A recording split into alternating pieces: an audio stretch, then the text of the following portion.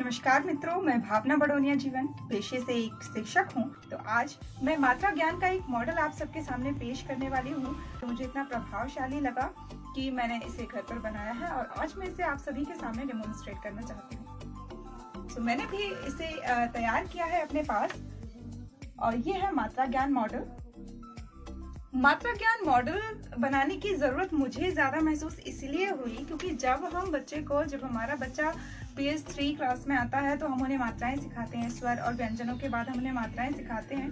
तो बहुत सारी ऐसी मात्राएं हैं जिनके बीच पे कंफ्यूज हो जाते हैं, जिनके वह असमंजस में होते हैं कि ए से एड़ी में एक मात्रा लगेगी, ऐ से ऐनक में तो एक मात्रा होती है, पर ये वर्ण पर दो मात्राएं क्यों जाती है। तो कई ऐसी मात्राएं होती हैं जिसमें बच्चे कंफ्यूज हो जाते हैं। अब की मात्रा लगेगी या आ की मात्रा लगेगी, फिर आ की क्यों नहीं लगेगी, वो अ की मात्रा भी तो बहुत सारी ऐसी चीजें होती हैं जो अगर उस वक्त बच्चों को बहुत अच्छे से क्लियर ना की गई तो उनकी भाषा में वो आगे तक जाती हैं और उन्हें बड़ी परेशानी होती है।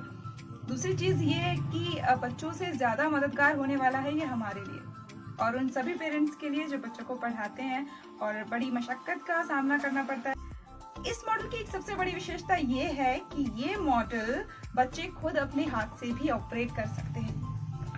देखिए, सबसे पहले मैं बताती हूँ इस मॉडल को मैंने बनाया कैसे है। माचिस की डिब्बियों का इस्तेमाल मैंने किया है। माचिस की डिब्बियों का जो ऊपर वाला हिस्सा होता है जिसे हम खोखा कहते हैं, इसको हमने व्हाइट पेपर से मैंने इसको फाइनली रैप किया है। फाइनली रैप किया है ये मैंने इसलिए वर्ड यूज किया है क्योंकि अगर हम इसे ठीक से रैप नहीं करेंगे और यहाँ से ये ठीक से पेस्ट नहीं होता है तो हमें ये मूव करने में बड़ी मुश्किल होने वाली है इसके अंदर की ट्रॉली। सो इस तरीके से हम इन सारी 13 डब्बियों को रैप करेंगे क्योंकि हमारे 13 स्वर होते हैं। तो 13 स्वरों को मैंने नीचे लिखा हुआ है और ये माचिस लगाई हुई है। अब इन माचिस को प्लेस करने का एक तरीका भी है कि जिन मात्राओं को हम वर्ण के आगे या पीछे लगाते हैं, यानी पहले या पीछे लगाते हैं, उनको हमने हॉरिजॉन्टली प्लेस किया हुआ है, उनको हमने आड़े में लगाया हुआ है। और जिनकी मात्राएं हम ऊपर या नीचे लगाते हैं, या तो पदेन मात्राएं होती हैं या शीर्ष पर लगाई जाती हैं, तो उनको मैंने वर्टिकली प्लेस किया हुआ है।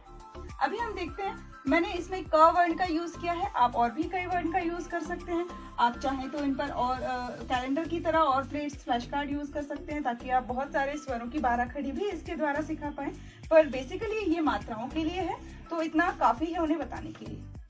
अब हम देखते हैं क में नीचे हमने सारे स्वर लिखे हुए हैं। अब हम इनमें सारी मात्राएं लगाने वाले हैं और देखना बच्चे इसको देखकर इतने रोमांचित हो जाते हैं। मैंने ये ट्राई किया है अपने बच्चों पर, मेरी ट्यूशन में, मेरे स्कूल में, तो बच्चे बड़े खुश हुए इसे देखकर। अब हम देखेंगे हम वर्ण पर यानी क वर्ण पर, क व्यंजन पर ये मात्राएं कैसे लगाते हैं।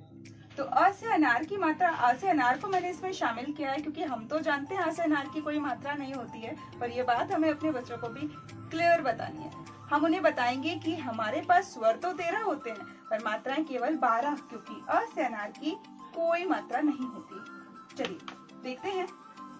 क में अ की मात्रा कुछ नहीं, क में आ की मात्रा होती ही नहीं है। क में आ की मात्रा क के आगे लगाई जाती है एक खड़ी पाई के रूप में, तो ये है आ की मात्रा। अब देखेंगे क में ई की मात्रा, क में ई की मात्रा। क में छोटी की मात्रा क के पहले लगाई जाती है। अब क में बड़ी की मात्रा क के बाद लगाई जाती है, तो क में बड़ी की मात्रा की। हम उन्हें बताएंगे कि मात्रा कहाँ से शुरू करते हैं और कहाँ खत्म, क्योंकि ये मॉडल है और इसमें ये मात्रा यहाँ से शुरू करना संभव नहीं था क्योंकि हमें मात्रा भी हाइड करनी है और बाद में दिखानी है, इसीलिए ये यहाँ पर है। बल्कि ये मात्रा हम उन्हें क्लियर बताएंगे कि ये मात्रा इस खड़ी पाई से ही आरंभ होती है और यहाँ पर आकर खत्म होती है। अब हम देखेंगे क में उ की मात्रा, क में छोटे उ की मात्रा। उ से उल्लू की मात्रा होती है नीचे की ओर, जो कि इस तरह घुमावदार लगाई जाती है, जो कि खड़ी पाई में ही लगाई जाती है। क में उ की मात्रा को, क में उ की मात्रा, क्योंकि इसका उच्चारण लंबा होता है तो क में उ की मात्रा होगा कु। क में रि की मात्रा क्रि। क में ए की मात्रा के, जो कि खड़ी पाई से ही प्रारंभ होगा, ना यहाँ ना वहाँ। ठीक है, ये चीज हमें बच्चों को बताना बहुत जरूरी है जो कि उनकी लेखन शैली में शुद्धता का परिमापक होगा।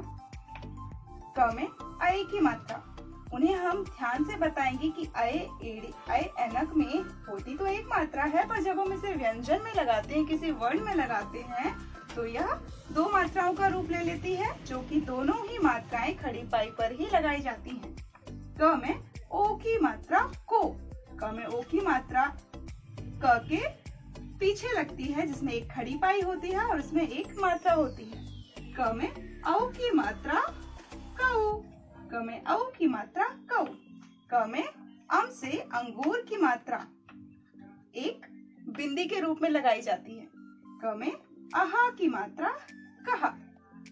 इस तरीके से हम बच्चों को ये एक्सप्लेन कर सकते हैं। और इसकी खास बात मैंने आपको बताई कि बच्चे खुद भी सीख सकते हैं, क्योंकि अगर बच्चे को क में बड़ी की मात्रा लगाना और अगर इसे ऐसे करेंगे, उन्हें कोई मात्रा नहीं मिलेगी।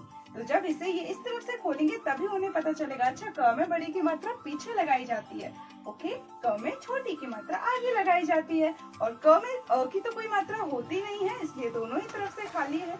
इस तरह से ये मॉडल हमारी मदद करेगा बच्चों को मात्राएं सिखाने में। एंड आई बेट यू, अगर ये मॉडल बच्चे अच्छे से चलाना सीख जाते हैं, आप उन्हें अच्छे से एक्सप्लेन करते हैं, तो मात्रा ज्ञान उनके लिए बिल्कुल आसान हो जाएगा और हिंदी उन्हें सरल लगने लगेगी। तो ये मात्रा ज्ञान मॉडल आप अपने घर में भी बना सकते हैं, अपने बच्चों के लिए भी बना सकते हैं। उम्मीद है आपको ये पसंद आया होगा और मैं इसे एक्सप्लेन करने में सफल हुई होंगी। अगर आपको ये वीडियो अच्छा लगा है तो प्लीज इसे लाइक करें, शेयर करें उन सभी के साथ जिनको इनकी जरूरत है, चाहे वो माता पिता हों, चाहे बच्चे हों, चाहे शिक्षक हों जो प्राथमिक शिक्षा से जुड़े हुए हैं। नमस्कार।